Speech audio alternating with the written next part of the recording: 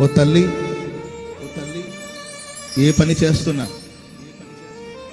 తన బిడ్డను కంట కనిపెడుతూనే ఉంటుంది. తన బిడ్డ ఎల్లప్పుడూ తన కనుచూపు పరిధిలోనే ఉండేటట్లు చూసుకుంటుంది.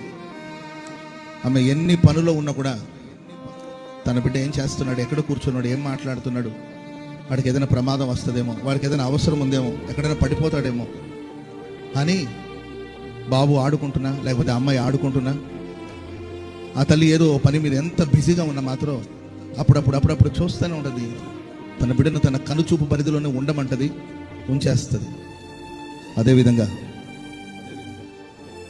ఈ సర్వ సృష్టికి ఆధారమైన దేవుడు, ప్రపంచాన్ని పరిపాలించే పరిపాలకుడు, ప్రపంచమంతటిని పాలిస్తున్నప్పటికీ ఆయన కనుచూపు పరిధిలోనే నిన్ను ఉంచి, తన కనుచూపు పరిధిలోనే నిన్ను ఉంచి నిత్యము నీకు వాత్సల్యతను చూపుతున్న దేవుడు.